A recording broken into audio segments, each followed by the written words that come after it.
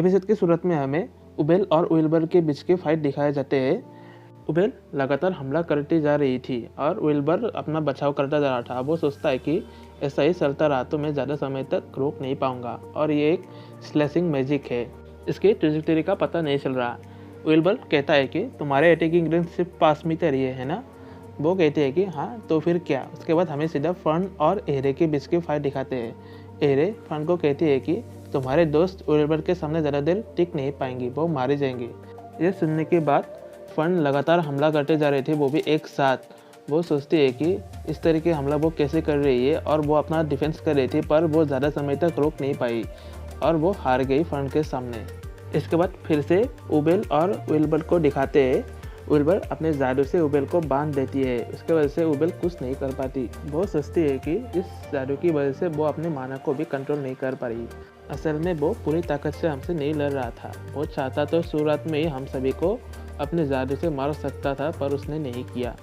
इसी समय ही विल्बर उबेल को अपने जादू से आज़ाद करते हैं और कहते हैं कि अगर तुम ये स्टाइल बट यहाँ पे छोड़ दो तो मैं तुम्हें जाने दूंगा, जान से नहीं मारूंगा।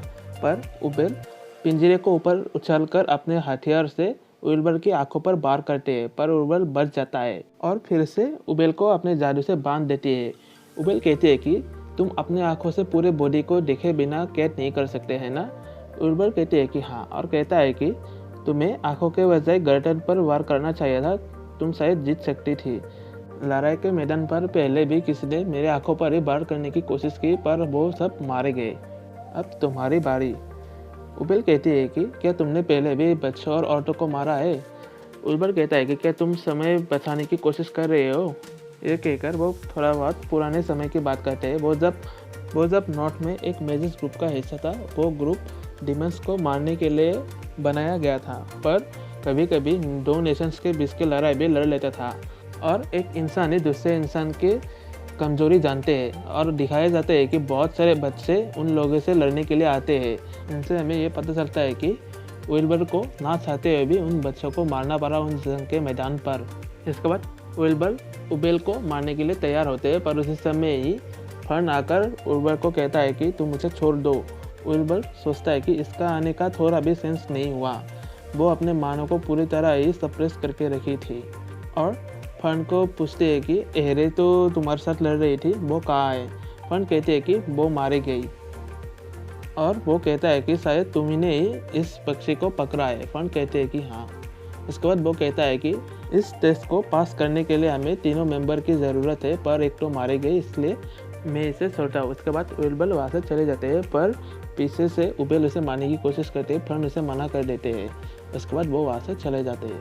उसके बाद उबेल फर्न को कहती है कि तुमने बहुत ही अच्छे से झूठ बोला है। फर्न कहती है हमें मास्टर लैन को मदद करने के लिए जाना चाहिए। उबेल कहती है कि तुम इसकी चिंता मत करो, वो एक इम्पोस्टर है। उसके बाद हमें दिखाया जाता है कि लैन भी स्कार्फ के खिलाफ जीत जाता है लड़ाई में। उसके बाद विल्बर एरे को अपने सामने जिंदा देखकर कहता है कि उसने इतना सीधा सीधा ही मुझे झूठ बोल दिया, विश्वास नहीं होता। और वो एरे को कहता है कि लड़ते लड़ते तुम्हारे माना ही ख़त्म हो गया, ये कैसा है। वो कहती है कि वो ओवर पावर्ड है मुझसे और सिर्फ साधारण हमलों से ही मुझे हरा दिया है, तुम विश्वास नहीं करोगे।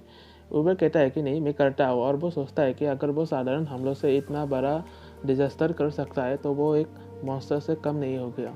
इसके बाद उबेल वहाँ से चलने लगता है, पर एरे कहती है कि वो पैरालाइज हो चुका है, वो अब हिल नहीं सकता। इसके वजह से उबेल को उसे कंधे पर उठाना पड़ता है। उसके बाद वो स्कार्फ के पास जाता है, वो भी बेहोश पड़ा था। वो कहता है कि वो भी पैरालाइज हो चुका है, वो अब हिल नहीं सकता।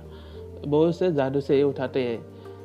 एरे कहती है कि तुम बहुत ही काइंड हो, इसलिए हमारी मदद कर रहे हो, क्या इसी वजह से ही तुम डिमन से लड़ते हो। उबेल कहता है कि नहीं, मैं किसी से बचपन में प्यार करता था। डिमंस के हमलों की वजह से वो लोग नॉर्थ से चले गए, इसलिए मैंने उससे वादा किया कि मैं बड़ा होकर डिमंस से फाइट करूँगा, इसीलिए मैं डिमंस के साथ लड़ता हूँ।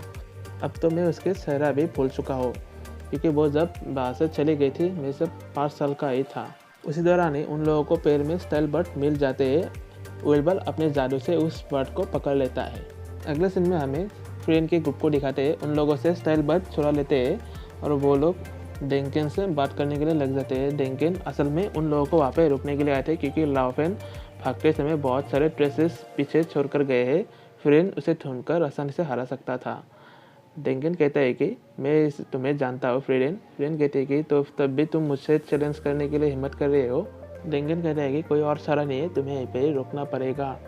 रिचर्ड कहता है कि असल में ये पूरा सच नहीं है, थोड़ा सा ये खेल गंदा है, क्योंकि तुम्हारे साथ ये दोनों बच्चे हैं ना, इन दोनों में से मैं किसी एक को मारने वाला हूँ। फ्रेंड कहते हैं कि वो जीतने के लिए तो तीनों मेंबर का ही ज़रूरत है ना। डेंगन कहता है कि ऐसा करने की ज़रूरत नहीं है, हमें बस इसे रोकना है शाम होने से पहले। उसके बाद रिचर्ड अपने जादू से ज़मीन को ऊपर ले जाते हैं। असल में उसका जादू है कि वो ज़मीन को कंट्रोल कर सकता है। असल में लाविनी और काने को ही रिचर्ड ने अपने साथ ऊपर ले गया था।